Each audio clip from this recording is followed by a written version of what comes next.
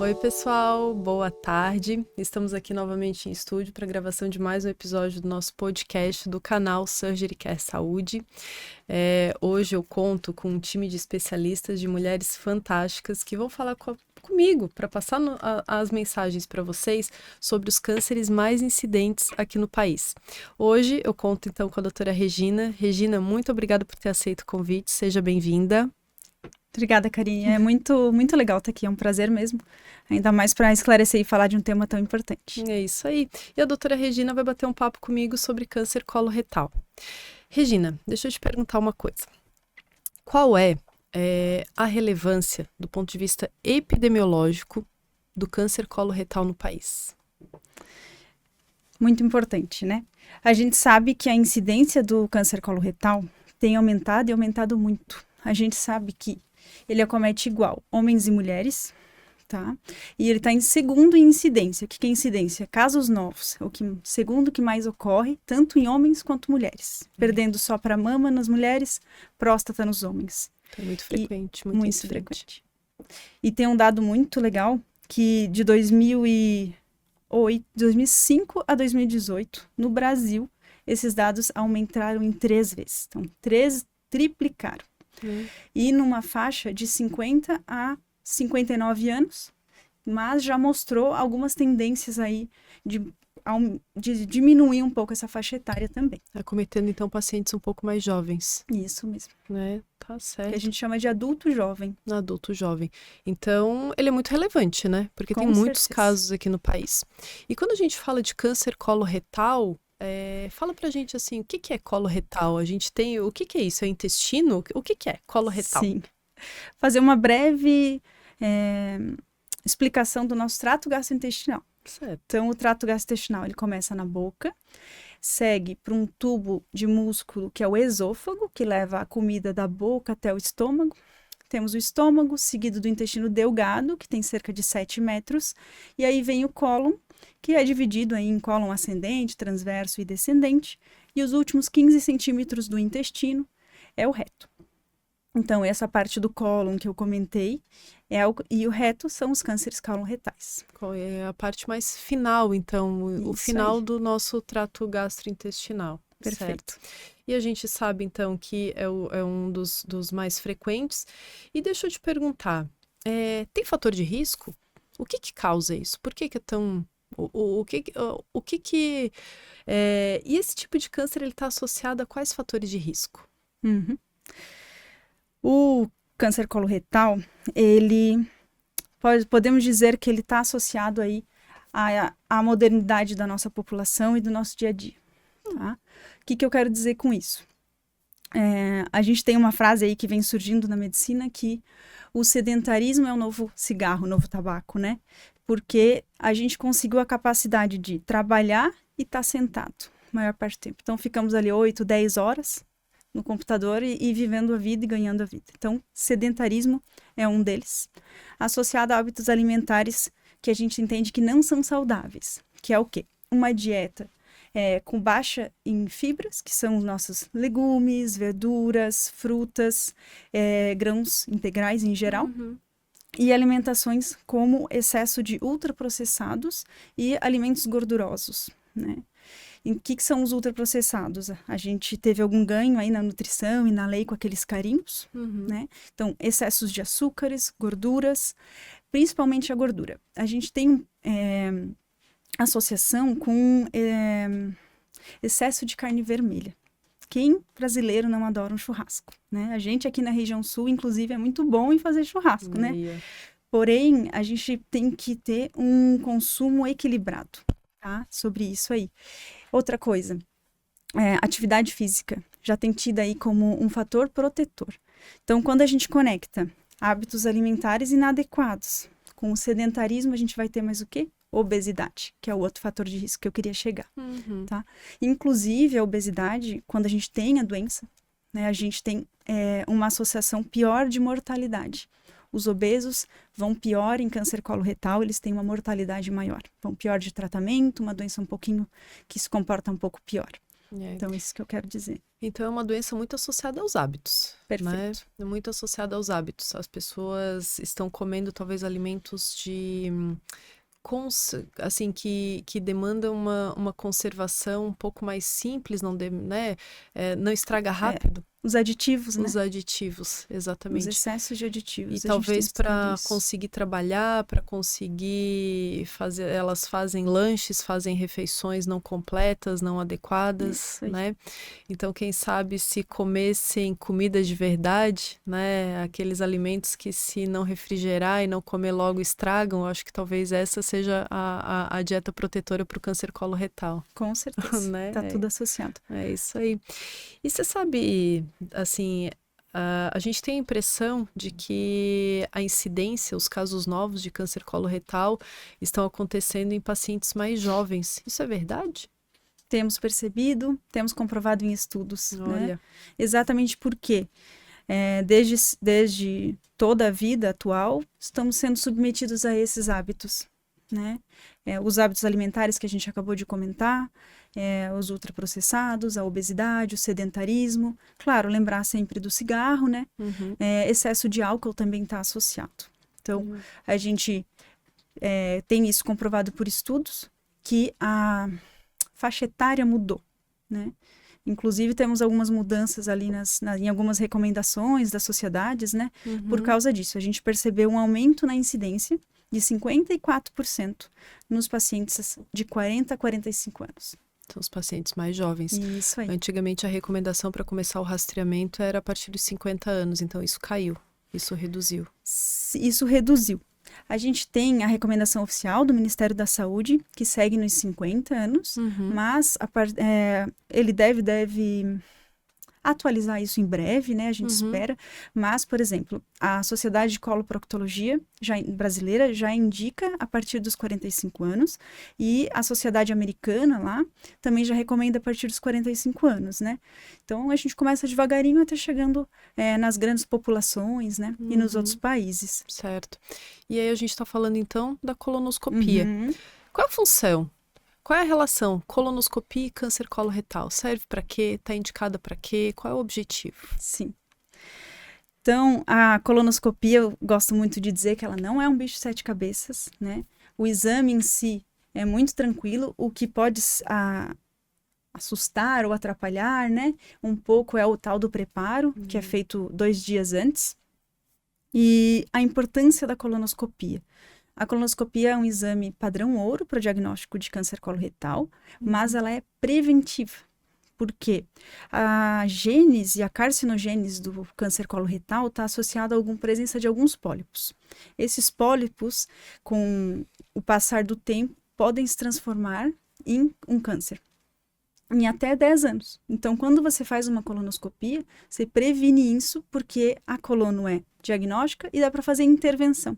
A retirada daquele pólipo faz com que você não tenha lá o câncer coloretal subsequente, né? Então, se o paciente é assintomático, não está sentindo nada, não tem queixa nenhuma, está lá nos seus 45, 46 anos, faz um exame desse, ele tem a possibilidade, então, de tirar um pólipo e evitar que esse pólipo vire um câncer.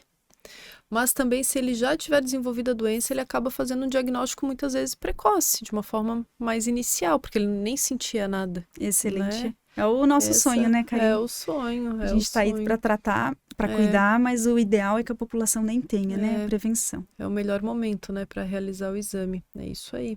E deixa eu te perguntar, é só a colonoscopia que faz a prevenção do câncer coloretal? A gente pode fazer o diagnóstico com auxílio de outros exames, né? A gente tem alguns exames que podem ajudar, né? Que é a tomografia, o sangue oculto nas fezes, a cápsula endoscópica, eventualmente uma ressonância. Porém, a colonoscopia é um exame que é capaz de fazer o diagnóstico por causa da biópsia e é o exame padrão ouro, que a gente fala, ele que faz o diagnóstico mais inicial. Perceba que para aparecer numa tomografia, a lesão tem que ter um tamanho razoável, então já é uma lesão mais avançada que a gente fala para aparecer. Então, os outros exames e alguns marcadores tumorais também, mas os outros exames podem auxiliar, mas nenhum deles, até o momento, substitui a colonoscopia. A colonoscopia, certo. E Se o paciente não fez a prevenção, infelizmente, não conseguiu fazer a colonoscopia e ele estiver com uma neoplasia, Ok. antes de fazer esse diagnóstico, ele pode ter algum sintoma? E o que ele pode apresentar? Uhum. O nosso corpo, é muito importante a gente escutar ele, né? Uhum. Eu nunca esqueço de um professor. A gente sempre tem uns professores que marcaram a nossa vida, né? Uhum. Um professor, quando a gente estava ali, acho que pelo 4º ano, um professor bem das antigas, aquele cara experiente, e ele comenta assim, que a saúde é o silêncio do corpo. Então, quando o corpo nosso, a gente tem que também perceber, né? Se olhar, dá algum sintoma, a gente tem que investigar. Nem sempre vai ser um câncer, mas a gente tem que ir atrás. Então, o nosso intestino, ele tem um jeito muito sutil de conversar com a gente, né? E a gente, para perceber que é o quê? Então, uma constipação, né, a prisão de ventre, uma constipação ou uma diarreia prolongada que não melhora, ou é recorrente que vem e vai, a presença de sangue nas fezes, olhar ali, né, depois de evacuar, se tem como é que tá o aspecto, isso é bem importante. Então, é muito legal frisar, não é normal ter sangue nas fezes. É sempre um diagnóstico do que a gente está falando aqui? Não, não é. Né? A gente tem várias causas benignas de sangramento, mas é muito importante fazer o quê? Investigar, conversar com o médico, seguir a avaliação. Outro sintoma é emagrecimento sem causa aparente. Tá vivendo sua vida, mas está perdendo 1 quilo, 2 quilos, então é legal investigar. Dieta. E um terceiro sintoma é uma dor abdominal persistente ou recorrente, que nem precisa ser forte. Tá? Ela pode ser um incômodo leve, percebido, mas que vale a investigação. Então, eu diria que esses seriam os pilares aí. Certo. A gente está falando desses casos esporádicos, né? Mas vale a pena a gente também frisar sobre a história familiar, né? O câncer coloretal, ele tem algumas relações aí com a hereditariedade, né? E com alguns outros tipos de câncer, né? O que você me diz? Fala sobre isso para mim, Regina. Sim. O câncer coloretal, ele pode estar associado a algumas síndromes hereditárias, né? A gente vai perceber isso e individualizar essa atenção. Isso é muito legal, né? Aquela recomendação que a gente falou antes é para a população geral. Mas se o paciente tem uma história familiar muito florida, com muitos casos, meus tios todos tiveram câncer ou faleceram de câncer de intestino ou reto, a gente vai individualizar. Até vamos recomendar a colonoscopia num tempo diferenciado. A gente diz que a gente vai indicar 10 anos antes do acometimento do parente mais novo. Então, se o parente mais novo teve com 47, aquela família abaixo dele vai fazer com 37 anos. Certo. Né? A gente tem o acometimento dos cânceres coloretais hereditários ou com associações de síndromes genéticas em 10 a 15% dos casos. É a grande minoria. A grande minoria. Mas quando tem uma população que vale super fazer um olhar diferenciado, né? São algumas doenças mais específicas, umas síndromes, que é a síndrome de Lynch, ou a polipose adenomatosa familiar, né? Que geralmente a família está lá para contar. Então, é para conversar com o médico e falar, olha, doutor, eu acho que eu preciso de um acompanhamento diferenciado de colonoscopia. E ele merece mesmo. É isso aí. Um recado, assim, hábitos que podem prevenir esse tipo de neoplasia. O que a gente pode falar para as pessoas? Legal. Se eu pudesse dar uma recomendação com carinho tenha uma alimentação com bastante fibras, verduras, frutas, grãos integrais, sem excessos de carne vermelha, evitar o cigarro, se mexer. Nosso corpo, o nosso intestino gosta de fibra e movimento. Então, fazer atividade física regular, evitar o consumo de álcool em excesso também. E, claro, fazer os exames de prevenção. Os exames de prevenção. Tem alguns mitos relacionados a essa doença, Regina? Sim. O que a gente pode falar e, quem sabe, esclarecer, né? Sim. Eu acredito que um mito que é bem legal a gente comentar só idoso tem câncer de intestino, né? E, pelo contrário, a gente tem conversado aí e embasou bem sobre como a população mais jovem merece um olhar diferenciado e, se tiver sintoma, logo procurar ajuda, né? E uma outra câncer, como é que é? Eu não tenho nada, eu não sinto nada, doutora, por que eu vou fazer isso, né? Por que eu teria suspeita de que eu tô com câncer? E muitas vezes a gente gosta de frisar, né, que o danadinho é silencioso. O câncer coloretal pode ser silencioso, muitas vezes os sintomas são muito sutis, na correria o paciente não percebe. Então, perceber que as coisas podem ser silenciosas e o exame de prevenção é essencial. Fazer a colonoscopia na hora certa ali e atrás. O nosso organismo, ele é muito inteligente, né? Eu costumo dizer que no início, o organismo, ele dá conta da alteração que o câncer nos causa, né? Então, no início, não tem perda de peso. É isso aí. No início, não tem anemia. No início, as pessoas conseguem desempenhar bem, fazer as suas atividades diárias né, então não tem nenhum sinal de alerta. Então, por isso que fica, né, a recomendação de realmente fazer a prevenção, tentar fazer o rastreamento para fazer um diagnóstico precoce na fase que não está sentindo nada. Esse é o melhor momento. O ideal é não ter. Mas caso venha a ter, que se faça esse diagnóstico o mais precoce possível. É verdade. Perfeito, Karine. Né? E aí, Regina, a colonoscopia então faz o diagnóstico dessa neoplasia, desse câncer. E como que é depois? Eu tenho câncer. E aí? O que se faz? Quais são os próximos passos? Sim. O câncer coloretal, ele tem uma intersecção muito importante, né? Entre os cirurgiões, os oncologistas clínicos e, eventualmente, os radio-oncologistas, né?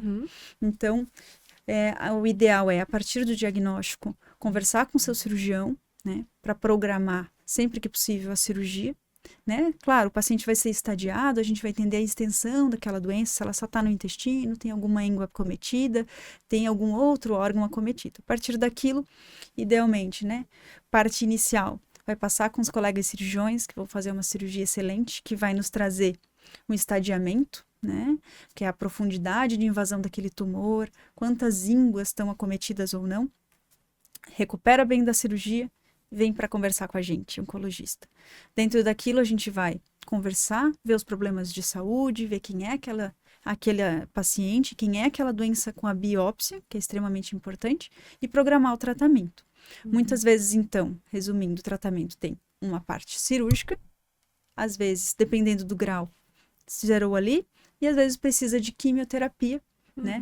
Para tumores mais avançados, continuamos com estratégias, tanto cirúrgicas quanto com quimioterapia. Sim. E a rádio pode sempre estar presente ali, mas a gente sabe que a rádio ela participa mais dos tumores de reto, né? Do que da parte do cólon e eventualmente para algum outro momento ali da doença. Certo. E aí depois faz o acompanhamento, né? O fato de ter tratado não é uma garantia de resultado. Infelizmente, essa doença pode voltar. E aí a gente faz o acompanhamento depois, de forma regular, com alguns exames. Regina, deixa eu te pedir um recado final para as pessoas que estão nos assistindo. Câncer coloretal, realmente, ele é muito... Por ser muito frequente, né, e tem muitos comentários, eu acho que é uma das neoplasias que as pessoas mais têm informação, mesmo não sendo especialistas, né? Qual é o seu recado? O que você pode deixar aqui de mensagem final pra gente? Uma oportunidade boa, né? Então, eu deixaria de recado que é uma doença prevenível, que a gente tem aí fatores de risco que a gente pode modificar na nossa vida, tanto de hábitos alimentares, que a gente comentou, mais fibras, menos excesso de gorduras, menos excesso de ultraprocessados, diminuir ou consumir com mais consciência álcool, evitar o cigarro, atividade física, fazer os exames preventivos. É isso. É isso. Então tá. Muito obrigada, Regina. Eu que agradeço. Obrigada, pessoal, e até mais. Até.